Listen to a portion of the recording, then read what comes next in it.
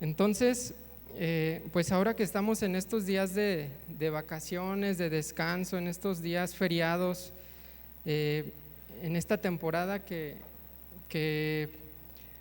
pues estamos en esta semana que se conoce como Semana Santa, ¿verdad?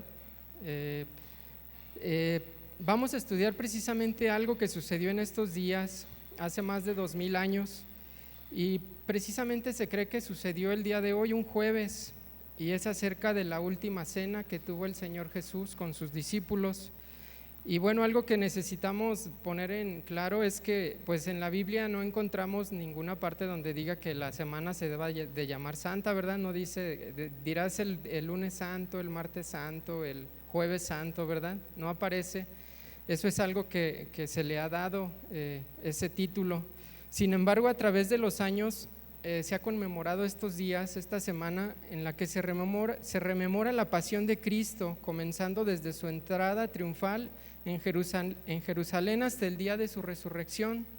Y bueno, podemos preguntarnos, si en la Biblia no dice que debamos llamarlo así, debemos de decirle así, Semana Santa, o cómo la debemos de llamar, ¿verdad? Porque a veces surgen esas preguntas, aún por los que son inconversos, dicen, ¿y por qué le dicen Semana Santa, no? ¿Y por qué son santos? Y también a veces preguntan, ¿debemos darle algún interés en particular a esos días? ¿O qué debemos hacer precisamente en esos días? Bueno, como vamos a ver un poco más adelante, el origen y el motivo de lo que vamos a estudiar hoy, que fue la Cena del Señor, viene desde años mucho antes de que el Señor Jesús viniera a este mundo, y fue específicamente la noche en la que el pueblo de Israel fue liberado de la esclavitud. Y veremos a la luz de la palabra cómo Dios dio las instrucciones a Moisés de que esa noche en específico debían comer ciertos alimentos preparados de una manera en particular, y que esa cena debería de repetirse los años posteriores de una manera perpetua. Sin embargo, quizás alguien ha escuchado también que un emperador llamado Constantino I se convirtió al cristianismo en el año de 325 después de Cristo, organizó una reunión que se llamó Concilio Ecuménico, que se conoce como el primer concilio de Nicea, en el que entre algunos de los acuerdos que tomaron fue fijar una fecha en la que debía de celebrarse la Pascua, precisamente para que no se empalmara con las fechas en las que los judíos la celebraban. Pero bueno, independientemente de la fecha en la que se conmemora actualmente, lo que sí no podemos negar es que es una verdad, son los hechos que la Biblia nos dice que sucedieron en esos días, ¿verdad? Lo que se conoce como la pasión de Cristo, y que independientemente de si se festeja la última semana de marzo, a mediados de abril, como tocó hoy, lo que debemos de saber y de entender es que es una verdad gloriosa lo que en ellos sucedió. Pero ¿qué pasa hoy, mis hermanos? No solo con la gente que está en una posición incrédula, sino con la gente que dice creer en el Señor Jesucristo. Analizándolo, esa gente que dice que cree en el Señor Jesucristo, pero que pertenece a la iglesia tradicional, que sabemos que es la católica, ¿cómo lo conmemoran? Pues la mayoría de la gente utiliza estos días pues para aprovechar a vacacionar, ¿verdad? Y pues se salen de la rutina del trabajo, de la escuela, de todo el estrés, y bueno, también pues los que pueden ir a lo mejor más lejos pues lo aprovechan, y los que no, pues a lo mejor aquí en el Parque Hidalgo, ¿verdad? Ya por lo menos hay un remojoncito. Pero podemos preguntarnos, ¿está mal hacer eso? ¿Está mal salir con la familia en estos días, tener un tiempo de esparcimiento? ¿Ustedes qué piensan? Pues yo creo que la respuesta a esta pregunta es que no está mal que pasemos tiempo con la familia, pero también nos podemos preguntar, ¿está mal hacerlo en estos días precisamente? Y bueno, los que a lo mejor no pudimos salir o no tuvimos la oportunidad, vamos a decir, no, es que los que salieron están mal, ¿verdad? Y los que andan por allá dicen, no, pues es que Dios me lo permitió, gracias a Dios, ¿verdad?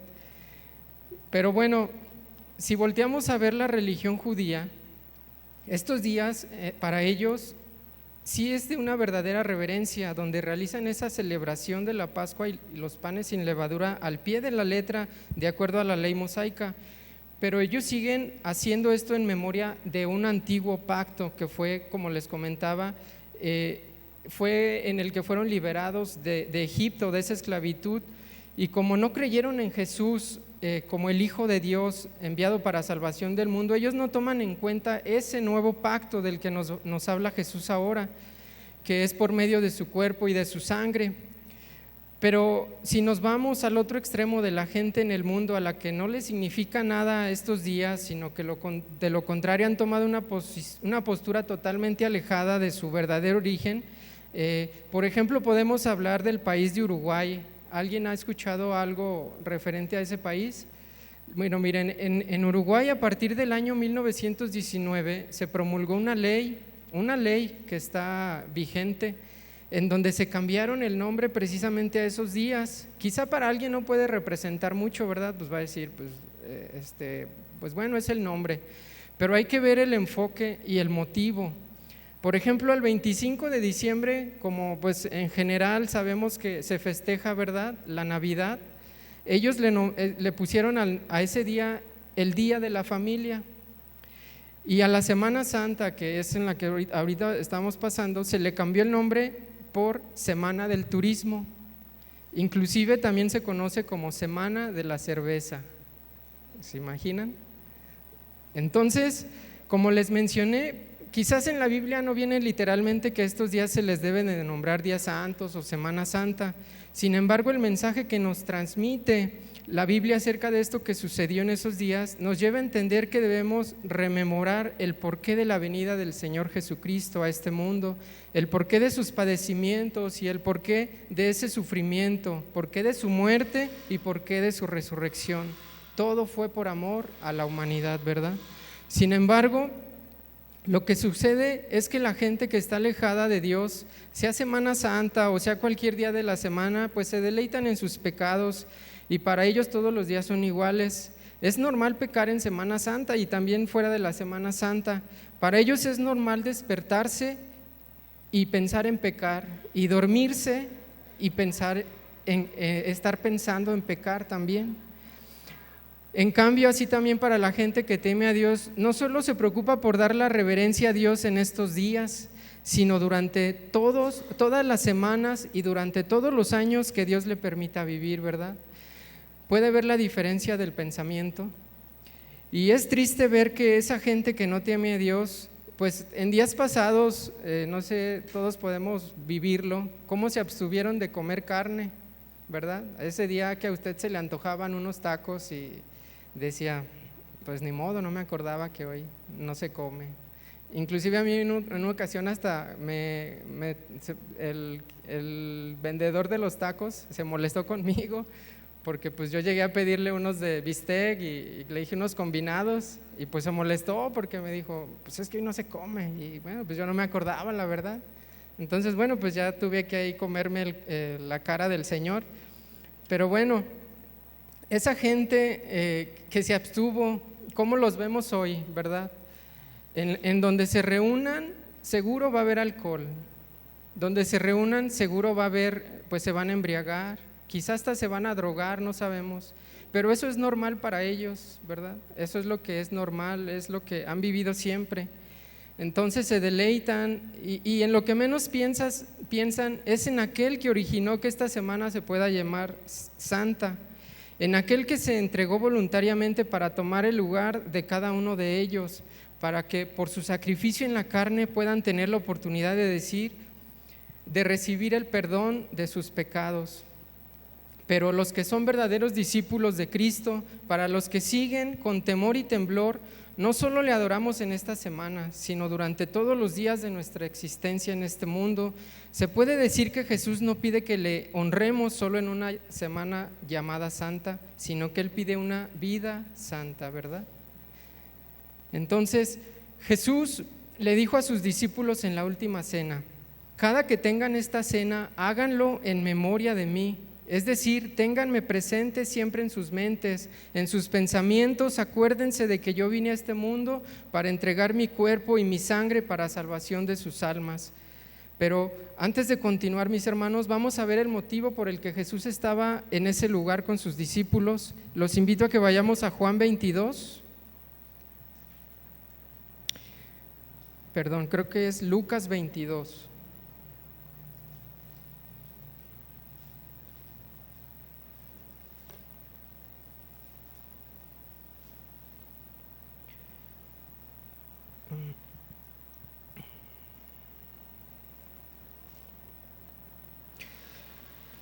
Sí. Lucas 22:14 dice así: Cuando era la hora, se sentó a la mesa y con él los apóstoles. Y les dijo: cuánto he deseado comer con vosotros esta Pascua antes que padezca. Entonces podemos ver que ellos estaban reunidos para celebrar lo que se conoce como la Pascua, que era una cena que celebraban cada año como memoria de lo que Dios hizo para sacarlos de la esclavitud de Egipto. Y la palabra Pascua se deriva de la palabra hebrea Pesach, que significa pasar por alto, por encima, cubrir. Y ahora los invito a que vayamos a Éxodo 12, mis hermanos.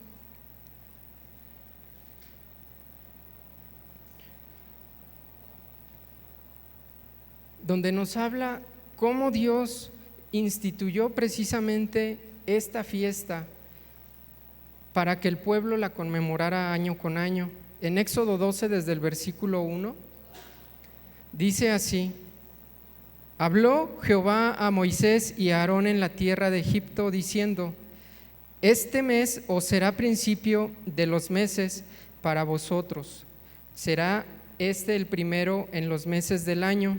Hablad a toda la congregación de Israel diciendo: En el 10 de este mes, tómese cada uno un cordero según las familias de los padres, un cordero por familia. Mas si la familia fuere tan pequeña que no baste para comer el cordero, entonces él y su vecino inmediato a su casa tomarán uno según el número de las personas, conforme al comer de cada hombre. Haréis la cuenta sobre el cordero. El animal será sin defecto, macho de 1 año lo tomaréis de las ovejas o de las cabras y lo guardaréis hasta el día 14 de este mes. Algo importante que dice ahí: el animal será sin defecto. Y dice la parte B: y lo inmolará toda la congregación del pueblo de Israel entre las 2 tardes. Y tomarán de la sangre y la pondrán en los 2 postes y en el dintel de las casas en que lo han de comer. Y aquella noche comerán la carne asada al fuego y panes sin levadura, con hierbas amargas lo comerán. Ninguna cosa comeréis de él cruda ni cocida en agua, sino asada al fuego, su cabeza con sus pies y sus entrañas. Ninguna cosa dejaréis de él hasta la mañana, y lo que quedare hasta la mañana lo quemaréis en el fuego, y lo comeréis así, ceñidos vuestros lomos, vuestro calzado en vuestros pies y vuestro bordón en vuestra mano, y lo comeréis apresuradamente, es la Pascua de Jehová. Pues yo pasaré aquella noche por la tierra de Egipto y heriré a todo primogénito en la tierra de Egipto, así los hombres como las bestias, y ejecutaré mis juicios en todos los dioses de Egipto, yo Jehová. Y la sangre, esa sangre que pusieron en sus puertas, dice: os será por señal en la casa donde vosotros estéis, y veré la sangre y pasaré, es decir, pesar, como dijimos, pasaré de vosotros, y no habrá en vosotros plaga de mortandad cuando hiera la tierra de Egipto. En ese día la sangre del animal sin defecto que había sido sacrificado y que había sido rociada sobre los muros de las puertas cubría a esas familias de que sus primogénitos murieran, ¿verdad?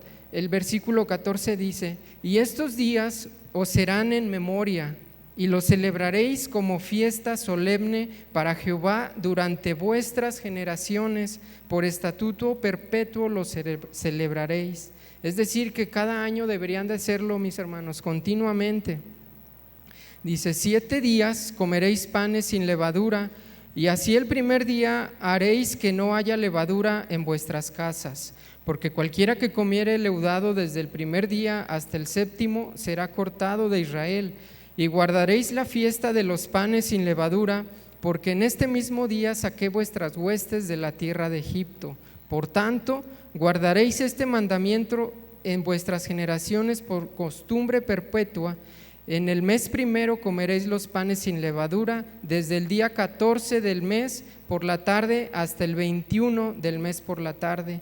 Por 7 días no se hallará levadura en vuestras casas, porque cualquiera que comiere leudado, así extranjero como natural, del país será cortado de la congregación de Israel. Dice: ninguna cosa leudada comeréis, en todas vuestras habitaciones comeréis panes sin levadura. Y de ahí podemos continuar. El versículo 21 dice que Moisés convocó al pueblo y les dio esas instrucciones de que debían hacerlo conforme al mandato del Señor. Y el versículo 23 dice: porque Jehová pasará hiriendo a los egipcios, y cuando vea la sangre en el dintel y en los 2 postes, pasará. Y es lo que les comentaba, que significa la Pascua, Pesaj. Dice: pasará Jehová aquella puerta y no dejará entrar al heridor en vuestras casas para herir. Y nos vamos al versículo 26, dice: y cuando os dijeren vuestros hijos: ¿qué es este rito vuestro? ¿Qué hacemos, papá? ¿Por qué hacemos esto? Dice: vosotros le responderéis: es la víctima de la Pascua de Jehová, el cual pasó por encima de las casas de los hijos de Israel en Egipto, cuando hirió a los egipcios y libró nuestras casas. Entonces el pueblo se inclinó y adoró, ¿verdad? Y ahí continúa versículos posteriores cómo fueron muertos los primogénitos en la casa de Faraón y en todo Egipto, porque el juicio del Señor estaba sobre ellos, y lo que cubrió al pueblo de Israel fue esa sangre puesta en las puertas, esa sangre que era en ese momento de un animal sin defecto. Es por eso que Jesús y sus discípulos cumplían con este mandamiento dado por Dios a través de Moisés, y celebraban ellos esta Pascua, y precisamente en esos días pues se cumplía ese tiempo en el que ellos estaban cercanos a que debían de celebrar la Pascua. Y los invito a que vayamos ahí mismo a Éxodo 12, mis hermanos. El versículo 43 dice algo importante. Dice el versículo 43: y Jehová dijo a Moisés y a Aarón: esta es la ordenanza de la Pascua. Fíjense lo que dice aquí: ningún extranjero comerá de ella. Dice, y nos podemos brincar al 45, dice: el extranjero y el jornalero no comerán de ella. Dice: se comerá en una casa, y no llevarás de aquella carne fuera de ella, ni quebraréis hueso suyo, es decir, del animal. Dice: toda la congregación de Israel lo hará, mas si algún extranjero morare contigo y quisiere celebrar la Pascua para Jehová, séale circuncidado todo varón, y entonces la celebrará, y será como uno de vuestra nación. Dice: pero ningún incircunciso comerá de ella. Entonces, mis hermanos, como vemos aquí, esta celebración era específica, este pacto era específico para el pueblo de Israel. Los extranjeros, que ahora podríamos haber sido nosotros, no estábamos dentro de considerados, ¿verdad?, en ese pacto, porque ellos me rememoraban cómo ellos mismos habían sido librados del pueblo de la nación de Egipto. Entonces, esa Pascua era solo para el pueblo de Israel. Y al día de hoy ellos la siguen celebrando todavía, así como Moisés se los manifestó, y lo hacen con el mismo propósito que él les dijo, para recordar cómo Dios los liberó de la esclavitud, y cómo ese día que los liberó también los cubrió, cómo hizo esa Pesaj, hizo pasar por encima de ellos, de sus casas, el espíritu de la muerte que hirió a los egipcios. Podemos, mis hermanos, ver la similitud de esta Pascua con la Pascua que ahora tenemos por medio del Cordero que fue inmolado, como lo acabamos de cantar, nuestro Señor Jesucristo. Entonces ahora, mis hermanos, vayamos a Lucas 22.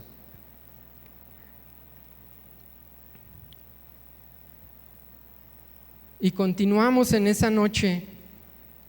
Dice el versículo 1, dice: estaba cerca la fiesta de los panes sin levadura, como lo vimos anteriormente en Éxodo. Dice que se llama la Pascua, y los principales sacerdotes y los escribas buscaban matar a Jesús porque temían al pueblo. Es decir, que ellos ya estaban a días de celebrar su Pascua, de agradecer a Dios, pero en su mente tenían planeado el homicidio de Jesús, ¿verdad? Ellos buscaban con odio cómo matarle. Y en ese momento Jesús ya sabía que Judas Iscariote ya había pactado con los fariseos para entregar a Jesús, para ser arrestado. Y el versículo 7 de Lucas 22 dice: llegado el día de los panes sin levadura, en el cual era necesario sacrificar el cordero de la Pascua, Jesús envió a Pedro y a Juan diciendo: id y preparadnos la Pascua para que la comamos. Ellos le dijeron: Maestro, ¿dónde quieres que la preparemos? Y él les dijo: he aquí, al entrar en la ciudad os saldrá al encuentro un hombre que lleva un cántaro de agua. Seguidle hasta la casa donde entrare y decidle: decida al padre de familia de esa casa: el maestro te dice, ¿dónde está el aposento donde he de comer la Pascua con mis discípulos? Entonces él os mostrará un lugar, un gran aposento alto, ya dispuesto. Dice: preparad allí. Y fueron y hallaron como les había dicho, y prepararon la Pascua. El versículo 14: cuando era la hora, Jesús se sentó a la mesa y con él los apóstoles, y les dijo: cuánto he deseado de comer con vosotros esta Pascua antes de que padezca. Porque os digo que no la comeré más hasta que se cumpla en el reino de Dios. Y habiendo tomado la copa, dio gracias y dijo: tomad esto y repartidlo entre vosotros, porque os digo que no beberé más el fruto de la vid hasta que el reino de Dios venga. Y tomó el pan y dio gracias y lo partió y les dio diciendo: este es mi cuerpo que por vosotros es dado, haced esto en memoria de mí. De igual manera, después que hubo cenado, tomó la copa diciendo: esta copa es el nuevo pacto en mi sangre que por vosotros se derrama. Mas he aquí, la mano del que me entrega está conmigo en la mesa. A la verdad, el Hijo del Hombre va según lo que está determinado. Dice: pero ay de aquel hombre por quien es entregado. Entonces ellos comenzaron a discutir entre sí quién de ellos sería el que había de hacerlo. Y en este punto de lo que acabamos de leer, mis hermanos, acerca del pan y del vino, se separan diferentes creencias e interpretaciones que han dado paso a muchas religiones. Uno de ellos, como muchos ya lo habrán escuchado y quizá hasta posiblemente antes lo practicaban, una de ellas es la doctrina de la transubstanciación que se practica en la Iglesia Católica, ¿verdad? ¿Y qué es lo que pretende esta interpretación? Ellos dicen que Jesucristo se hace presente por la conversión del pan y el vino en su cuerpo y en su sangre. Esto que les voy a leer es tal cual ellos lo tienen en su dogma, la Iglesia Católica, tal cual se los voy a leer.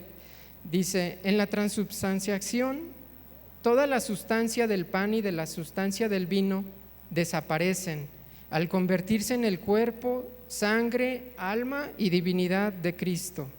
Dice: de tal manera que bajo cada una de las especies y bajo cada parte cualquiera de las especies, antes de la separación y después de la separación, se contiene Cristo entero. Dicen: las características que permanecen después de la transubstanciación, que se conocen como accidentes, son el peso, el tamaño, el gusto, la cantidad, el olor, el color, el sabor, la figura, la medida, etc. Dice: de pan y de vino solo cambia la sustancia. Dicen que ese pan y vino contiene accidentes, especies o apariencias y una unión hipostática. Bueno, cuando yo estaba leyendo esto, mis hermanos, la verdad pues sí ponen unos términos que para empezar, pues la Biblia no menciona nada de eso, ¿va? No dice que haya unos accidentes ni unas uniones hipostática, ¿verdad?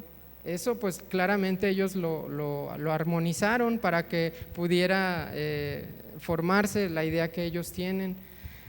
Pero para que, como les comentaba, cuando yo lo estaba leyendo, pues no resulta muy simple de entender, pero ¿qué termina haciendo la gente? Pues al confundirse con tanta voltereta que le dan a la información y los accidentes y todo lo que les comento, pues la gente termina por no entender. ¿Y qué hacen? Pues dicen, como él me lo dice, pues ya eso debe de ser así, ¿verdad? Pero ¿qué pasa? No pueden ellos comprobarlo con lo que la Biblia nos está diciendo, ¿verdad? Que es lo que debemos de hacer siempre. Entonces, hay un concilio que se llevó a cabo, el Concilio de Trento. Fíjense lo que enseña, dice: si alguno negare que en el Santísimo Sacramento de la Eucaristía se contiene verdadera, real y sustancialmente el cuerpo de Cristo y la sangre, juntamente con el alma y la divinidad de nuestro Señor Jesucristo, por ende Cristo entero, sino que dijere que solo está en él como señal y figura por su eficacia, fíjense, dice, sea anatema. ¿Cómo ven, mis hermanos? Esto claramente pues lo dijo un hombre, esto no viene tampoco en la Biblia, ¿verdad? Se los vuelvo a leer para que dice: si alguno negare que en el Santísimo Sacramento de la Eucaristía se contiene verdadera, real, sustancialmente el cuerpo y la sangre, juntamente con el alma y la divinidad de nuestro Señor Jesucristo, y por ende Cristo entero, sino que dijere que solo está en él como señal y figura por su eficacia, el tal sea anatema. Bueno, pues rogamos que el Señor tenga misericordia, ¿verdad? No somos nosotros quien para condenarlos, pero rogamos para que el Señor pueda hacer su obra en esa gente que está confundida. En el Concilio de Letrán en 1215 fue cuando se constituyó precisamente esta doctrina de la transubstanciación, en 1215.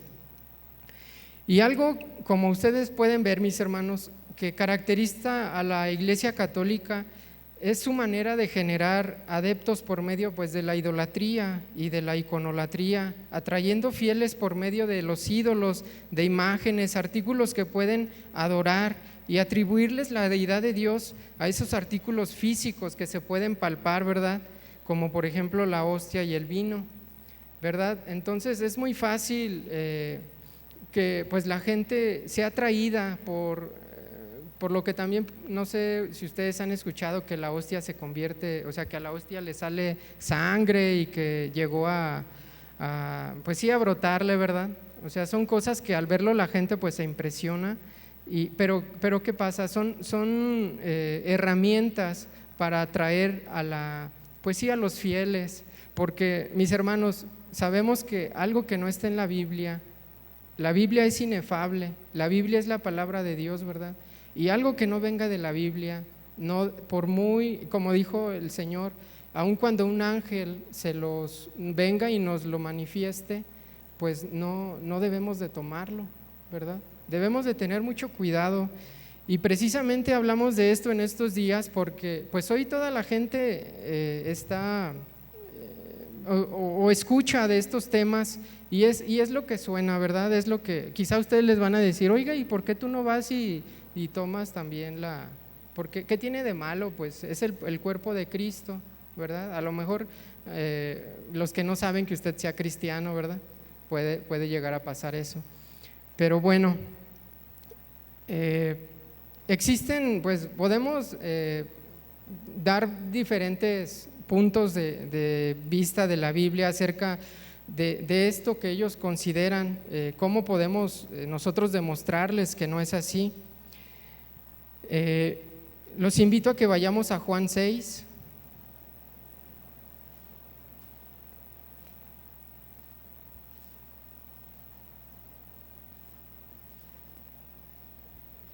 Juan 6, versículo 25. el versículo 27 dice: trabajad no por la comida que perece, sino por la comida que a vida eterna permanece, la cual el Hijo de Hombre os dará, porque a éste señaló Dios el Padre. Entonces le dijeron: ¿qué debemos hacer para poner en práctica las obras de Dios? Respondiendo Jesús les dijo: esta es la obra de Dios, que creáis en el que ha enviado. Y le dijeron entonces: ¿qué señal pues haces tú para que veamos y te creamos? Ya como que le estaban reprochando. ¿Qué obra haces? Dicen ellos: nuestros padres comieron el maná en el desierto, como está escrito, pan del cielo les dio a comer. Y Jesús les dijo: de cierto os digo, no os dio Moisés el pan del cielo, mas mi Padre os da el verdadero pan del cielo. Dice: porque el pan de Dios es aquel que descendió del cielo y da vida al mundo. Le dijeron ellos: Señor, pues danos siempre de este pan. Y Jesús les dijo: pues yo soy ese pan de vida. Dice aquí: el que a mí viene nunca tendrá hambre, y el que en mí cree no tendrá sed jamás. Importante ahí recalcar, mis hermanos, dice: el que a mí viene nunca tendrá hambre, y el que en mí cree no tendrá sed jamás. Dice: mas os he dicho que aunque me habéis visto, no creéis. Todo lo que el Padre me da vendrá a mí, y el que a mí viene no le echo fuera. Dice: porque he descendido del cielo no para hacer mi voluntad, sino la voluntad del que me envió. Y esta es la voluntad del Padre, el que me envió, que todo lo que me diere no pierda yo nada, sino lo resucite en el día postrero. Y esta es la voluntad del que me envió. Les voy a decir, dice Jesús, que todo aquel que ve al Hijo y cree en Él tenga vida eterna, y yo le resucitaré en el día postrero. De ahí nos vamos al versículo 47, mis hermanos. Dice: de cierto os digo, otra vez, fíjense lo que él dice: el que cree en mí tiene vida eterna. Dice: yo soy el pan de vida. Vuestros padres comieron el maná en el desierto y murieron. Este es el pan que descendió del cielo, para que el que de él come no muera. Dice: yo soy el pan vivo que descendió del cielo. Si alguno comiere de este pan, dice, vivirá para siempre. Y el pan que yo daré es mi carne, la cual yo daré por la vida del mundo. Entonces, mis hermanos, aquí dice, habla en varias ocasiones aquí acerca de su carne y de su sangre, y de comer y de creer y la vida eterna. Entonces, comer su carne significa, como dice aquí el versículo 47, de cierto os digo, el que cree en mí tiene vida eterna, ¿verdad? Y luego en el versículo 50 al final dice: el que de él come, es decir, del pan, dice, no morirá, es decir, tendrá vida eterna, ¿verdad? Entonces, aquí podemos ver cómo el Señor Jesucristo hace referencia a su carne, pero el verdadero significado de lo que debemos de hacer es creer en Él, creer en lo que hizo al poner su carne para dar vida al mundo. El versículo 52 dice: entonces los judíos contendían entre sí diciendo: ¿cómo puede éste darnos a comer su carne? O sea que ellos se imaginaban, ¿verdad?, cómo Jesús iba a arrancar ahí el brazo y le iba a decir: ten. Dice: Jesús les dijo: de cierto os digo, si no coméis la carne del Hijo del Hombre y bebéis su sangre, no tenéis vida en vosotros. Y fíjense lo que dice aquí: el que come mi carne y bebe mi sangre tiene vida eterna, y yo le resucitaré en el día postrero. Dice: porque mi carne es verdadera comida y mi sangre es verdadera bebida. El que come mi carne y bebe mi sangre, en mí permanece y yo en él. Dice el 57: como me envió el Padre viviente y yo vivo por el Padre, asimismo el que me come, él también vivirá por mí. Este es el pan que descendió del cielo, no como vuestros padres comieron el maná y murieron. Dice: el que come de este pan vivirá eternamente, ¿verdad? Sabemos nosotros que lo que para nosotros tener esa vida eterna, mis hermanos, es necesario creer, ¿verdad? dice, los invito a que vayamos ahora, si lo tienen ahí a la mano, Juan 3, desde el 14, para que usted mismo lo vea, mi hermano, y los que nos están viendo también ahí en la transmisión. Vamos a leerlo juntos. Juan 3, 14. Dice: y como Moisés levantó la serpiente en el desierto, así es necesario que el Hijo del Hombre sea levantado, para que todo aquel que en él cree no se pierda. Dice que en él cree no se pierda, mas tenga vida eterna. Y el versículo 16, que ya todos conocemos desde la iglesia infantil, dice: porque de tal manera amó Dios al mundo, que ha dado a su Hijo unigénito, para que todo aquel que en él cree no se pierda, mas tenga vida eterna. Dice el 17: porque no envió Dios a su Hijo al mundo para condenar al mundo, sino para que el mundo sea salvo por él. Y otra vez en el 18: el que en él cree no es condenado, pero el que no cree ya ha sido condenado, porque no ha creído en el nombre del unigénito Hijo de Dios, ¿verdad? Es por eso que lo importante, mis hermanos, es creer, ¿verdad? Los judíos se imaginaban estar ahí comiendo a mordidas la sangre de Jesús, pero Él les estaba diciendo que el comer y beber mi sangre es creer en mí para que tengan esa vida eterna.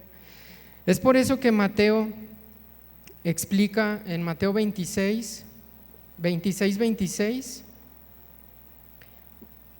dice: mientras comían, tomó Jesús el pan y dijo, lo partió y dio a sus discípulos, lo bendijo, y lo partió y dio a sus discípulos y dijo: tomad, esto es mi cuerpo. Y tomad la copa, tomando la copa y habiendo dado gracias, les dio, diciendo: bebed de ella todos, porque esto es mi sangre del nuevo pacto, que por muchos es derramada para remisión de los pecados. Mateo 26, 28 dice: porque esto es mi sangre del nuevo pacto. ¿Se acuerdan cómo leíamos en Éxodo el pacto que hizo Dios con Israel? Aquí Jesús les está diciendo: ahora, este es mi sangre del nuevo pacto, que por muchos, no nada más por el pueblo de Israel, dice que por muchos es derramada para remisión de los pecados. Y dice: este es el nuevo pacto al que todo aquel que sea judío o no judío tiene acceso.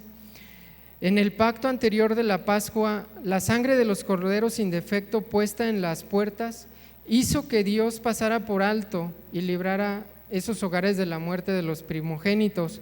Pero ahora, mis hermanos, en este nuevo pacto del que nos habla Jesús, es Él en el que por medio de su sangre somos perdonados y limpiados de nuestros pecados, para que el Padre pase por alto nuestras transgresiones y no las vea, sino vea la santidad del Cordero de Dios en nosotros. Los voy a invitar a que vayamos ahora a Hebreos 9:1.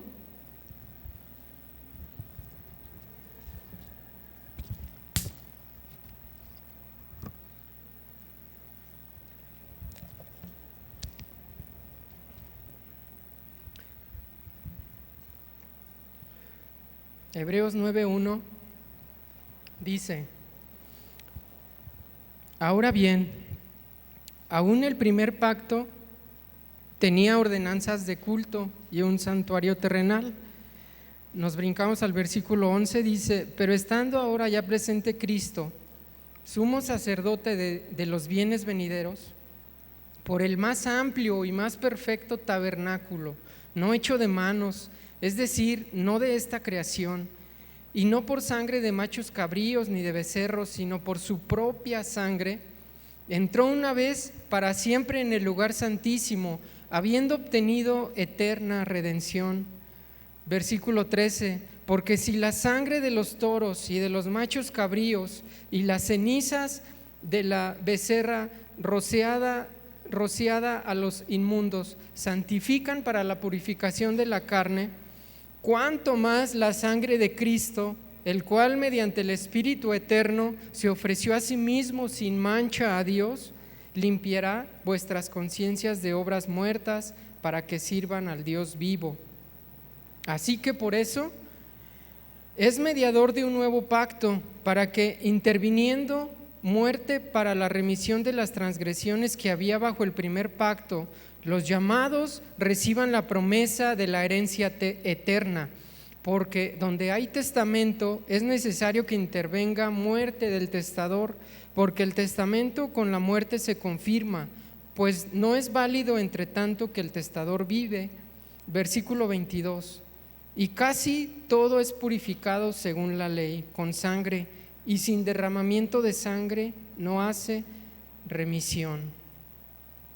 Versículo 23 dice, fue pues necesario que las figuras de las cosas celestiales fuesen purificadas así, pero las cosas celestiales mismas con mejores sacrificios que estos. Dice, porque no entró Cristo en el santuario hecho de mano, figura del verdadero, sino en el cielo mismo para presentarse ahora por nosotros ante Dios. Dice, y no para ofrecerse muchas veces, como entra el sumo sacerdote en el lugar santísimo cada año con sangre ajena. Dice, de otra manera, le hubiera sido necesario padecer también muchas veces desde el principio del mundo, hablando de Jesús. Dice, pero ahora en la consumación de los siglos se presentó una vez y para siempre por el sacrificio de sí mismo para quitar de en medio el pecado. Dice, y de la manera que está establecido para los hombres que mueran una sola vez y después de esto el juicio, así también Cristo fue ofrecido una sola vez para llevar el pecado de los muchos y aparecerá por segunda vez sin relación con el pecado para salvar a los que le esperan. ¿Verdad? Damos gloria al Señor porque este gran acontecimiento, mis hermanos, esta gran obra del Señor Jesús, que vino a sufrir, vino a tomar nuestro lugar, vino a derramar su sangre para que este pacto pueda alcanzarnos ahora a nosotros, y nosotros solo necesitamos creer en Él, mis hermanos, solo como lo hemos hecho, y rogamos, así como oramos por la gente que tiene alguna necesidad, rogamos también que el Señor tenga misericordia, ¿verdad? No solo de sus enfermedades, sino que tenga misericordia de sus almas, que ellos puedan entender el verdadero propósito de vivir para Cristo, de por qué Cristo vino a este mundo, ¿verdad? Entonces, ¿qué les parece si vayamos ahí enseguida a Hebreos 10? Dice, porque la ley, teniendo la sombra de los bienes venideros, no la imagen misma de las cosas, nunca puede, por los mismos sacrificios que se ofrecen continuamente cada año, hacer perfectos a los que se acercan. Dice, de otra manera cesarían de ofrecerse, pues los que tributan este culto, limpios una vez, no tendrían ya más conciencia de pecado. Pero en estos sacrificios cada año se hace memoria de los pecados, porque la sangre de los toros y de los machos cabríos no puede quitar los pecados. El versículo 8, diciendo primero, sacrificio y ofrenda y holocaustos y expiación por el pecado no quisiste ni te agradaron, las cuales cosas se ofrecen según la ley, y diciendo luego, he aquí vengo, oh Dios, para hacer tu voluntad, quita lo primero para establecer esto último. En esa voluntad somos santificados mediante la ofrenda del cuerpo de Cristo, hecha una vez y para siempre, ¿verdad? Entonces, un punto en el que igual las personas que creen en la religión tradicional pues están precisamente por eso equivocadas. Ellos creen que cada que hacen su ceremonia, como lo veíamos, esa hostia, ese pan se convierte literalmente en el cuerpo, ¿verdad? Entonces, ¿qué es lo que hacen? Si ellos dicen que es el cuerpo y lo parten, pues lo están sacrificando otra vez, ¿verdad? Cada que lo hacen, lo parten y lo parten, porque ellos dicen que literalmente es el cuerpo, o sea, nos dicen, como vimos ahí, no es un símbolo ni es una señal, es literalmente. Yo creo que ya hicieron bueno, no está bien burlarse, ¿verdad? Pero ya hicieron algún estudio para ver si las moléculas de esos materiales sí cambian, ¿verdad? Pero ellos dicen que la sustancia, o sea, aunque físicamente se ve diferente, pero lo de adentro es el cuerpo literal tal cual de Cristo y la sangre.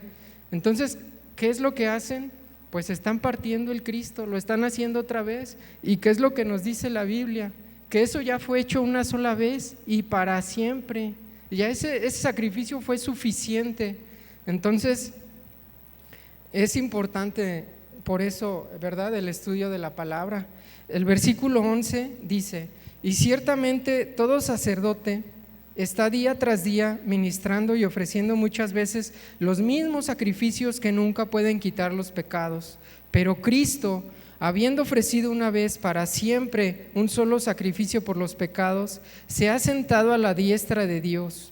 De ahí en adelante, esperando hasta que sus enemigos sean puestos por estrado de sus pies, porque con una sola ofrenda hizo perfectos para siempre a los santificados. Y el versículo 17 dice, y añade: y nunca más me acordaré de sus pecados y sus transgresiones, pues donde hay remisión de estos, no hay más ofrenda por el pecado. Entonces, por este nuevo pacto, por medio del cuerpo y la sangre del Señor Jesucristo, que nos limpia de todo pecado, mis hermanos, también no quiere decir que ya al nosotros ser lavados y sujetarnos, ¿verdad?, de esa fe, no quiere decir que tengamos la libertad de todos modos para seguir practicando el pecado, ¿verdad?, o seguir deleitándonos. Entonces, es importante también, como dice aquí Pablo en la carta a los Corintios, cuando les estaba hablando de la institución, cómo el Señor lo había instituido, Él les dijo que debemos de hacer esto con reverencia, ¿verdad? Dice, analizándonos cada uno a sí mismo, ¿verdad? Dice que debemos de tomarlo con seriedad, con esa importancia, porque el Señor, como vimos, pide una vida santa, pide que nosotros vivamos también esos mandamientos que Él nos dejó, ¿verdad? No basta solo con decir, es que yo creo en Jesús, soy su discípulo y soy perdonado, soy lavado, y bueno, pues puedo hacer también lo que mi carne quiere, ¿verdad? Los voy a invitar a que por último vayamos precisamente a 1 Corintios 11, ya para ir concluyendo. 1 Corintios 11, y vamos a leer el versículo 23, donde Pablo habla a la iglesia de los Corintios, que se estaban equivocando en cómo ellos lo estaban haciendo, ¿verdad?, cómo estaban tomando esta institución de esta cena que el Señor Jesús lo había dejado. El versículo 23 dice: porque yo recibí del Señor lo que también os he enseñado, que el Señor Jesús, la noche que fue entregado, tomó pan, y habiendo dado gracias, lo partió y dijo: tomad, comed, esto es mi cuerpo que por vosotros es partido, haced esto en memoria de mí. Dice, haced esto en memoria de mí. Asimismo tomó también la copa después de haber cenado, diciendo: esta copa es el nuevo pacto en mi sangre, haced esto todas las veces que la bebieres en memoria de mí. Dice, así pues, todas las veces que comieres este pan y bebieres esta copa, la muerte del Señor anunciáis hasta que Él venga. Y aquí algo importante que nos debe de llamar la atención: ¿a quiénes les dio esta instrucción el Señor Jesús? A sus discípulos, ¿verdad?, a sus apóstoles, a los que le conocían, a los que creían en Él, los que sabían que Él era el Cristo, el Hijo del Dios viviente. No se lo dio a los judíos que lo odiaban, a los que lo querían matar. Entonces, ¿sobre quién está la responsabilidad y la obligación de recordar las palabras y la obra de Jesús, así como dice, hacedlo en memoria de mí?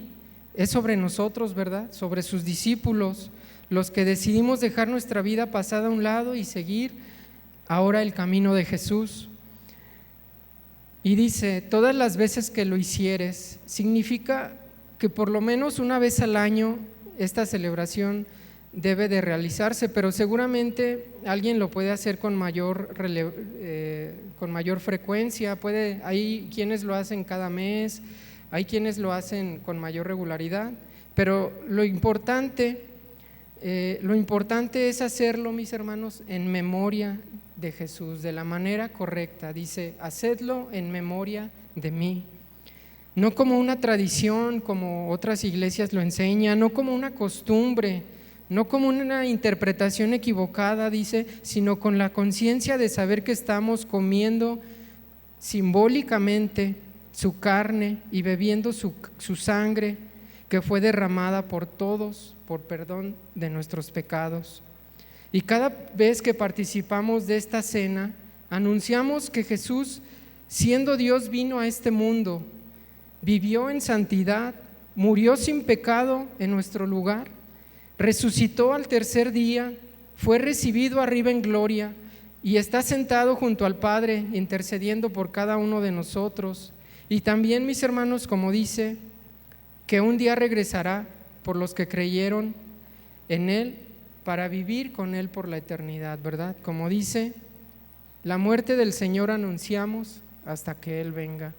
Mis hermanos, entonces, todo esto fue lo que englobó ese momento que pasó el Señor Jesús con sus apóstoles. Pasaron otros acontecimientos también donde lavó sus pies, donde les dio más enseñanzas, pero hoy quise enfocarme en esas palabras que el Señor dijo: tomar, considerar de la manera correcta el cuerpo y la sangre de nuestro Señor Jesucristo, y que cuando nosotros como iglesia participemos de la cena del Señor, lo hagamos en memoria de Él y de la manera correcta, ¿verdad?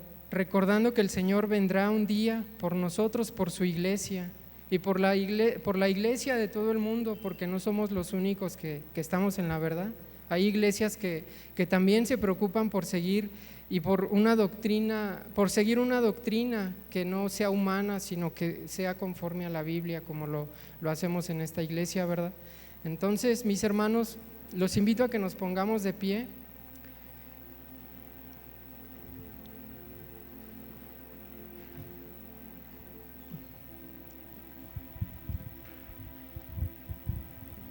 Y vamos a dar gracias al Señor porque su amor es incomparable. Su palabra, mis hermanos, nos llena y nos satisface, nos fortalece, nos edifica, nos hace crecer y aumenta nuestra fe también. Damos gracias al Señor, mis hermanos. Padre, te damos gracias porque tu amor, Padre, nos alcanza aún hasta el día de hoy, Señor, y sabemos que tu amor sobrepasa todas las cosas. Dios, tú sigues teniendo misericordia aún hoy de gente como la has tenido de nosotros, Padre, y te damos gracias, Señor, porque tu palabra es luz, es lámpara para nuestros pies, Señor. Tu palabra nos guía, Señor. Tu palabra nos enseña acerca de ti, acerca de tu voluntad, de lo que tú eres, Señor, y de lo que tú nos has dejado para que nosotros vivamos. Gracias te damos porque tú eres bueno, Señor, con nosotros, al mostrarnos, Señor, tu palabra, al mostrarnos, Señor, tus enseñanzas, así como las diste a tus discípulos, Señor. Hoy nosotros podemos aprender de ellas y te damos gracias, Señor, porque hoy somos partícipes también de ese nuevo pacto que tú instituiste por medio de Jesucristo, por medio de la sangre del Cordero que fue inmolado en la cruz por nuestros pecados, Señor, para remisión de nuestros pecados. Gracias, Señor, gracias porque tu fidelidad, Señor, tu gracia nos alcanzó. Y hoy, Padre, podemos tener fe en el Hijo de Dios y sabemos que Él intercede por nosotros y que Él vendrá por nosotros, Señor. Que ese día, Padre, que anhelamos, tú, Señor, vendrás por nosotros para estar contigo por la eternidad. Te damos gracias, Jesús. Gracias por mis hermanos que hoy pudimos estar en este lugar. Gracias, Padre, por tu bendición, Señor. Gracias por tu iglesia, Padre, en el nombre de Jesús. Amén.